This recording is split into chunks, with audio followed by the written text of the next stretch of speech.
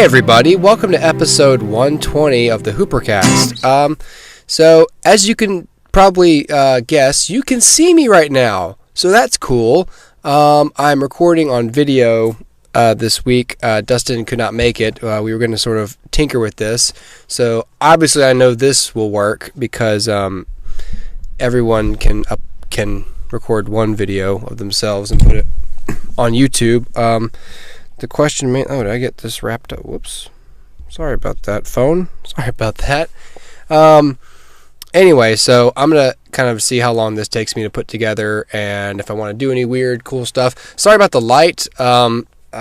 It's tough to light this little booth I'm in because it's not really... I have like a lamp kind of shining on my face, so I hope this... Because I feel like I'm being interrogated if it's like that, so I kind of want to just... curl, but that's too far away, so it's just the best I could do with the light. So sorry if that's weird. I don't care what you think of what my light's doing because that's what I feel. This episode is brought to you in part by Letterboxd. Right now, listeners of our show have the chance to win a free 1-year pro account upgrade or extension on Letterboxd. What is Letterboxd, you say?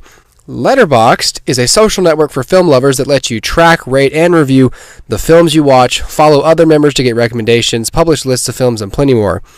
Letterboxd is free to use.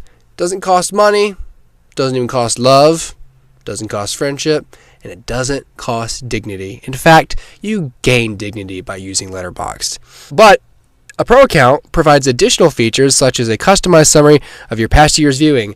To enter this contest, which we, the HooperCast, can provide you with a free 1-year upgrade, pro upgrade, or extension on Letterboxd, then you need to email us at hoopercast@gmail.com with the code word in the subject line and your Letterboxd information contained in the email.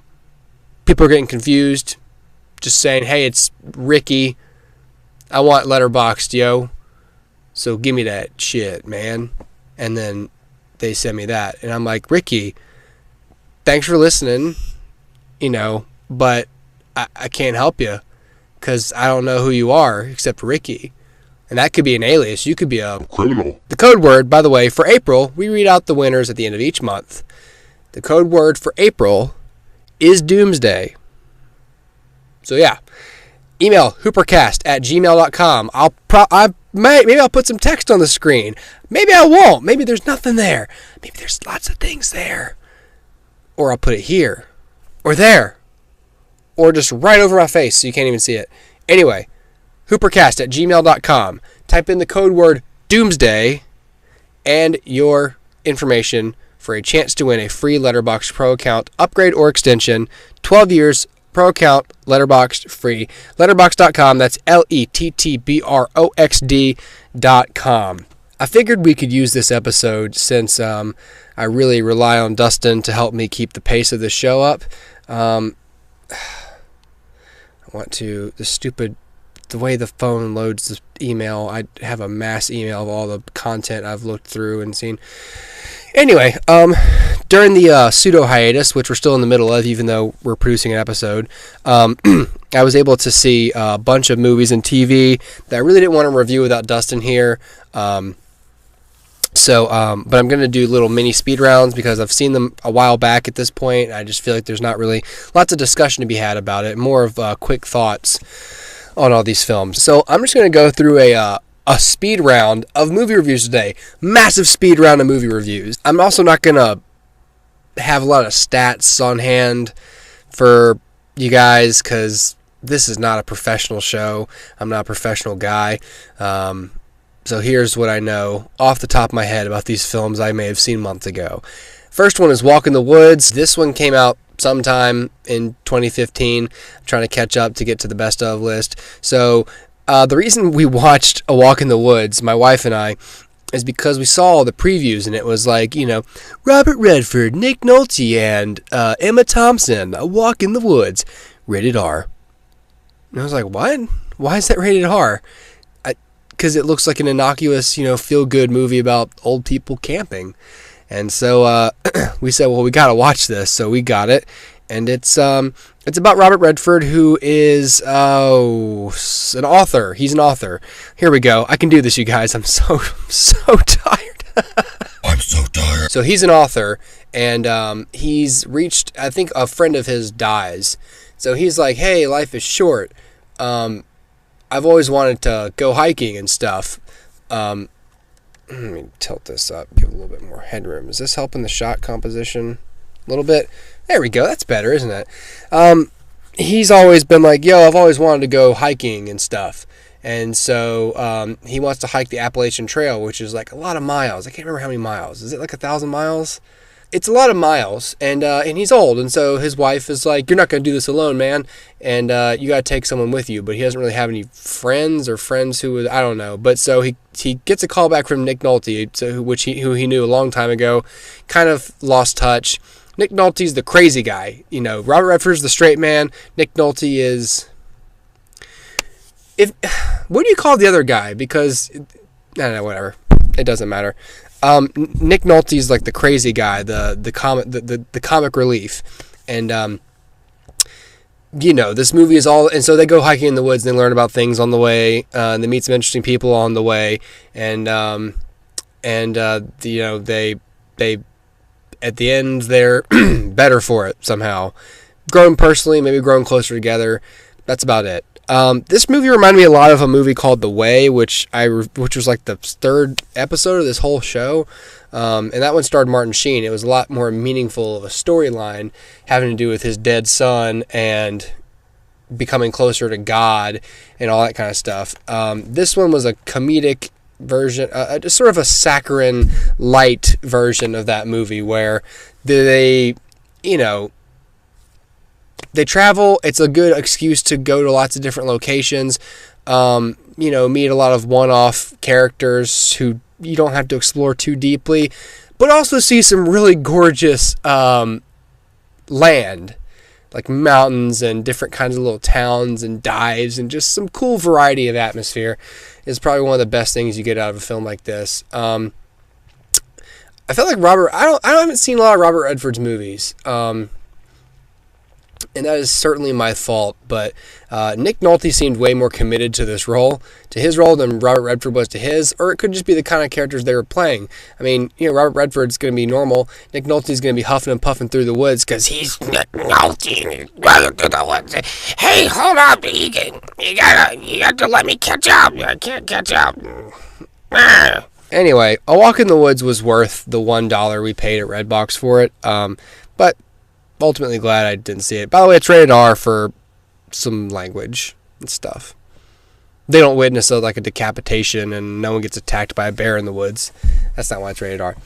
Next movie on the list is the Divergent series, Insurgent. So I liked the first Divergent just fine. It's a young adult story. Probably, just got greenlit because of the success of the Hunger Games. And,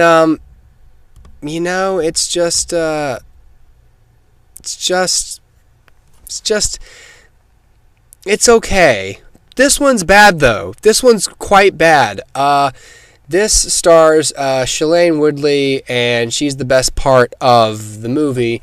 That's it. I don't have much to say about this. She's committed to her role. She's really good at doing the whole almost cry, like the glossy-eyed almost cry eyes that really anybody can do as long as you just stand there and don't blink, Ow, damn it. Just don't blink, and then you can get the glossy eyes, and then, they dry up, but they also moisten at the same time. And then after a while, you're just like, no one's gonna save us. And it's easy. I just did it. That's acting. This franchise is weak, and it's just, I don't know. This is one of those, I don't have much to say. Forget the, let's move on. Sicario, directed by somebody, shot by Roger Deakins. That's the biggest impression this film left on me, was that it was really beautifully shot. What can we expect, really, from Roger Deakins, who been Oscar nominated millions of times? Has he won an Oscar for cinematography? I feel like he has or should have.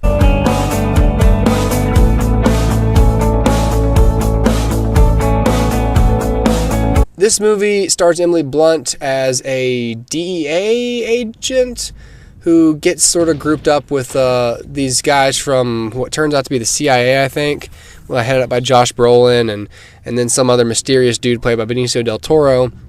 And they're going and doing stuff in Mexico involving stopping drugs or helping. I'm not sure. There's some big twist in this movie, by the way. I didn't know what the big twist was because I sort of saw it coming the whole time, I think. That sounds like I'm making it up. Anyway, Sicario, really slow, boring, and ultimately at the end, I didn't really see much of a narrative through line or any.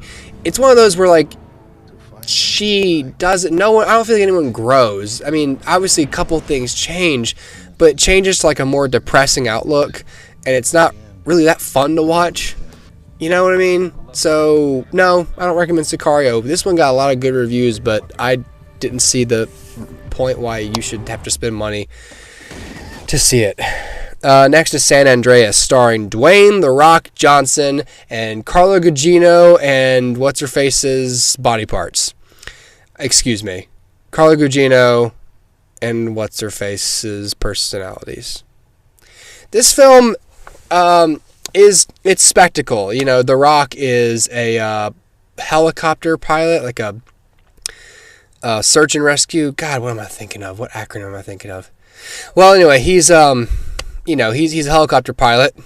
Biggest waste of muscle, by the way. You have the biggest guy on the whole team. It's like, I'll be the pilot. Usually he's like the climber or the big gun guy. There's no guns, though, because it's just rescuing, unless you're rescuing them from, like, mercenaries. But it just seems so weird. Like, the pilot seemed to be always, like, the thinnest guy on the team who was no good outside of the cockpit, but he could fly the hell out of that helicopter, man. No, The Rock is somehow I feel like you'd have to have extra, like, whatever the little spinny thing on the back of the helicopter is. You'd have to have extra strength there, because I feel like once The Rock got into the helicopter, you would just lean forward because of all his muscle mass and arm butter. This movie is fun to watch, though. It's weird. I'm not really going to argue that San Andreas is a better made film than Sicario, but in terms of which one I'm much more likely to rent and watch again for escapism and fun, I want to watch San Andreas. Anytime they do a well-rendered rendering of a city being destroyed, which I know that I'm making a horrible argument here, except for the fact that if I wanted to be depressed, I'd look at my bank account. I don't need to look at Sicario. I could think of a better joke than that. If I wanted to be depressed, I'd look in the mirror, look in my wallet. I don't know what I'm saying. I'm losing focus. This is what happens when Dustin's not here. I'm losing focus. Guys, help me get my focus back. The point is, like, I want to have fun. So anyway, this movie, this movie's got a lot of just like, we gotta get here. Now we gotta do this thing. We gotta do this, and tension. Yeah, it's fun. It is fun. It's a fun movie. So I actually do recommend San Andreas. It's kind of schlocky. It was genuinely really distracting. God, what's the name of the actress who plays his daughter? She was the one in True Detective that had that scene with Woody Harrelson where she somehow isn't wearing shirts and he's handcuffed and they're having intercourse and stuff. Anyway, oh God, what's her name? I've probably thrown the graphic up at this point. They do that thing where, they dress them not really scantily, but it's always like a high angle shot looking down at her, like after she just got submerged in water or something. It's some PG-13 selling points, like, hey, I could see some stuff going on there, Timmy. Oh, cool, let's go see San Andreas. But then again, these days you can just Google it or many other things for that reason. I'm getting off topic. San Andreas, pretty cool.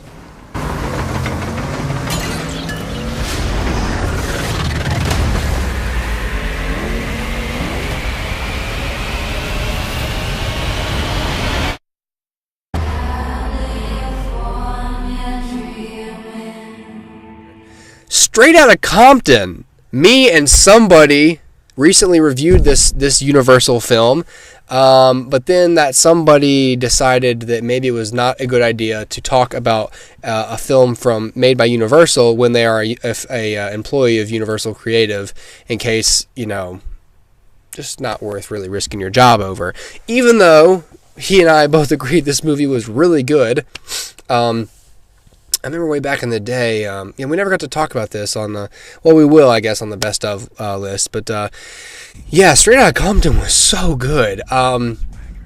Even for what I felt like was a long movie, like, it was really well paced. I really liked all the actors, in particular, really everybody, but obviously, I don't remember their names, I'm sorry.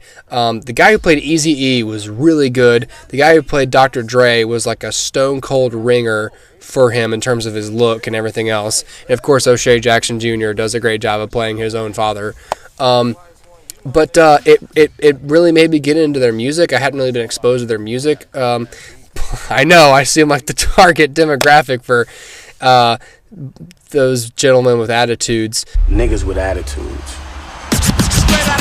I was really into it, and I was really into like the F the police, all that sort of sentiment, and just all this feeling of, you're pulling for these guys, you want them to do well, and obviously all this has already happened, but you completely sympathize with them. And not only that, like, there's some genuinely cool, some awesome moments of like, Dre, I got something to say, and they throw up the middle finger, and then the cops rush, all that sort of fighting authority kind of stuff that always is fun to watch in films. But you've also got these really, really, really emotional scenes. Like, spoiler alert, Dr. Dre's brother dies, and they sort of stand around after he finds out, and they do what guys do, and there's not like this outward like, oh, tell me how you feel, or there's just this kind of like, damn, man, I'm sorry, and he's like, he's only 19 or something, I should have been with him, or if I just take him on a tour, and then like the scene kind of creeps. It's like a sneak attack of emotion, because you're just kind of like, oh, this is going to be a turning point in his life, and blah, blah, blah. But then, like, they all kind of come in, they do this, the arms around each other thing, and it's like, we're brothers, like, we're always have each other's back, we're family.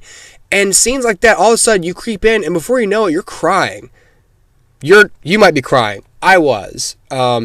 That too, and when Eazy-E was diagnosed, his whole, when he found out he was HIV positive and he was going to die of AIDS, there's some real emotional scenes in this movie, and these actors really pull it off, and they really just made me, F. Gary Gray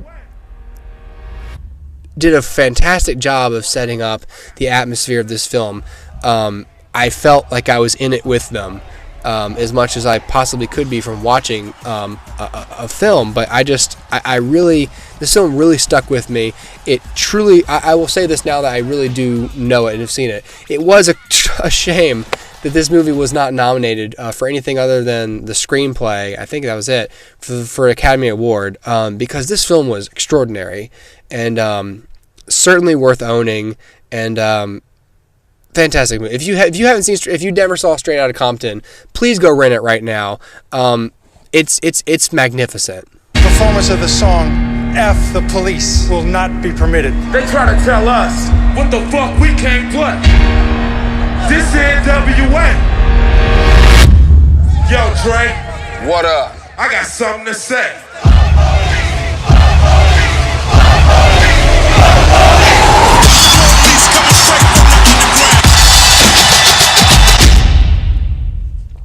I saw The Martian.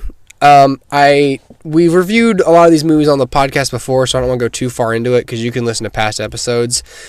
But The Martian, directed by Ridley Scott, starring Matt Damon. I'm not a fan of Matt Damon very much, but he was good in this. Any movie where one person's kind of got to carry a lot of the story by themselves deserves some commendation. And while he doesn't do the whole movie himself, kind of like Tom Hanks would in Castaway, or even Emile Hirsch in Into the Wild, some performances like that where you're carrying it.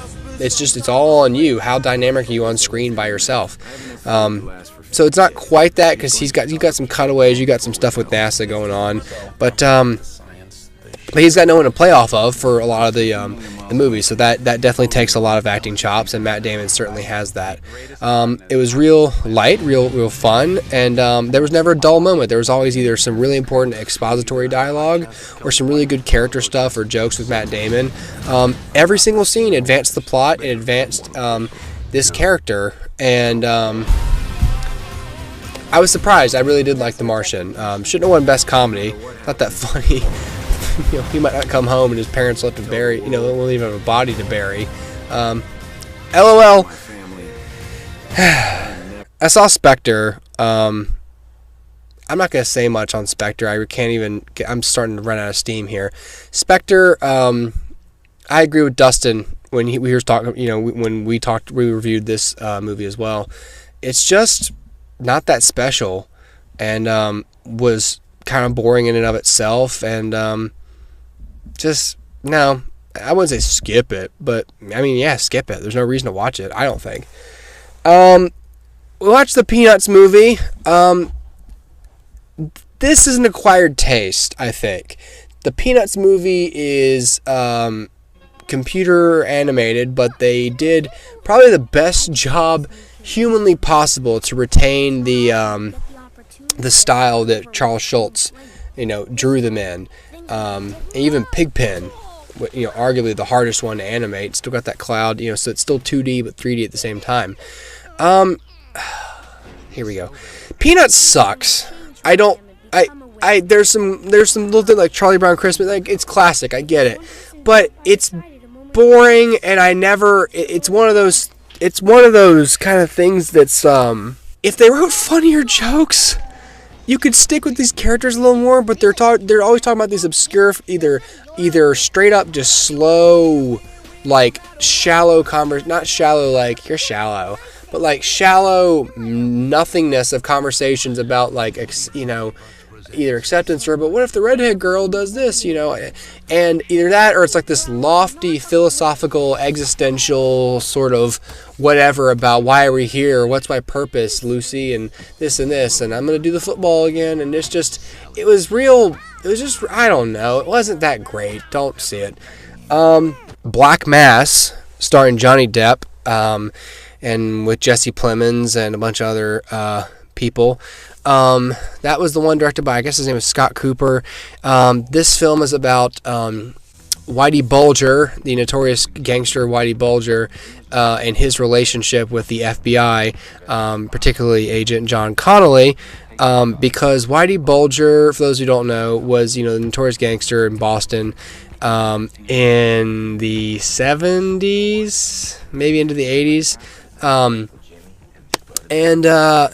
and then he was approached by the FBI, basically by John Connolly, who idolized him growing up, and said, "Hey, so we want you to be an informant for us, but not like a rat.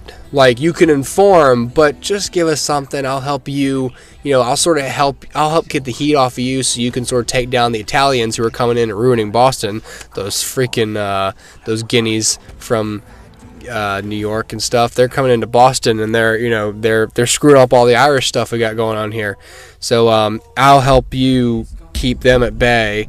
So just give me information on your competitors and give us something, and I can look like a hero for getting information from Whitey Bulger, and then you can. All right, this is getting annoying, so we're just gonna turn off the video portion for now. Anyways. So yeah, Johnny Depp was really committed as Whitey Bulger, but the movie itself was pretty boring. Didn't really do much for me. It was pretty run-of-the-mill. But it was important for Johnny Depp, I think, to do this film to show people, like, hey, I don't just do this silly Alice in Wonderland Tonto shit. I can do stuff where I'm like a mean guy and I'm hardcore. It was fine. It was if you're a fan of Johnny Depp, I recommend Black Mass, because he's, although not as transformative as that trailer would have you think. There's some very familiar tics of his you can pick out of his performance that make it seem a little less unique. But very good performance, but not a very great or memorable film. The last one is The Good Dinosaur. I didn't want to watch this. I hadn't heard great things about this latest Pixar entry. But Tara and I got this one from Redbox, and The Good Dinosaur, it's weird because they always say, like, in every Pixar movie, they really step up their game with some element of something. I mean, in Cars, that really, you could tell their animation had really taken a big step forward. In The Good Dinosaur, so hold on, the story's about, I forgot the freaking thing's name, the main dinosaur, but he's like the runt of his pack, and he gets separated from his family at a certain point, and is going to find his way back home, and he does it with the help of like this little cave boy, who's, it takes place basically if the asteroid that killed the dinosaurs, didn't hit Earth and make the dinosaurs extinct, then, so that's why humans and dinosaurs are coexisting. So it's interesting because, the little dinosaur boy, main character, is like, the child character. And then the little human boy that doesn't talk but acts like a ravenous wild animal is kind of like the comedic animal part. So it's interesting to see like this big sweet species swap where the main character is an animal and the funny animal side character partner, is a human being that acts like an animal. More like an animal than the actual dinosaur does. So this film is pretty generic when it comes to like that basic plot line and most of its structure really. And it's real gorgeous to look at because the animation is damn near photoreal. I say damn near for a specific reason, but there were like one time like he falls in like this river, or like the river, he gets knocked out or something. And so he wakes up kind of on the shoreline, right? So the first thing you see just like, these colorful rocks like under like a thin layer of water, and you can hear the trickle and everything. And I swear to God, it looked like some footage from Planet Earth or Disney Nature Earth. It looked like high definition nature footage. And what ruins it is this god awful character design, this super basic like generic dinosaur design, like just the smooth green kind of brontosaurus, but with absolutely zero texture on it. Just sort of blank slate of a generic dinosaur template they have, and it sucks because it really sort of does jump out. It's like rendering an early render of Homer Simpson, but putting him in like a real, like in the CG of Metal Gear Solid or something. It's like, wow, this background is really well developed and detailed and pretty real looking, but this character design is so generic, it's obvious that it's not real. So I don't know that I expected them to straight up animate like, one of the T-Rex, like, the Indominus Rex from Jurassic World or anything into this environment. But it was a weird like a weird juxtaposition to have this kind of blank generic looking dinosaur mixed in with this extremely detailed and well rendered animation. Just all the nature animation in this film was beautiful. The wind in the trees, water movement, everything just was so well done. So the movie's real pretty to look at, and I guess really for that alone I can recommend it as a rental. But I wouldn't cross my fingers in terms of the story really being that groundbreaking or hitting home that much with the emotion. There are some crazy things in here for a Pixar film, I thought, where there was either the way they dealt with certain characters dying, or he has a real creepy dream at one point. That it wasn't like scary by any means, but I felt like it was at least weird or sort of ominous enough to where it might be unsettling to young kids. I don't know. I do recommend The Good Dinosaur, so that's my thoughts on that. Bye this week. Thank you for watching or listening. Please come back next week. Please comment, do you like the video or not? We'll see if we can keep it up. If this thing stops breaking, then maybe we can do it. Maybe not. Maybe just short episodes under 30 minutes. Which is pretty reasonable for a video episode, I think. So we'll be back next week, maybe we won't be. And I'll try to look at the camera the whole time. It's really tough, too, because I'm trying to make sure I'm centered. And I'm trying to make sure my recording keeps going, which is how I saw the freeze in the first place to begin with. So I'll try to look into the webcam, because that's where you're looking, and that's where my eyes ought to be. See you guys next time. thanks for watching. Thanks for listening. Please participate in the contest. We like having winners. We like giving you guys all the Letterboxd stuff. Don't know what we're going to talk about next week, but I've just sort of wiped off my catalog now of all the stuff I've seen recently. So I'm sorry if to first-time viewers or listeners, the podcast is usually more in-depth than all this speed round stuff. But I've just been sitting on those reviews for weeks now, and I need to get them out because, as you can tell, I've already just forgotten so many details that it's going to diminish the quality of the review. So I just wanted to get those out there, test out the video while I could. So thanks for listening. Thanks for tuning in. I'll see you guys next time. See ya.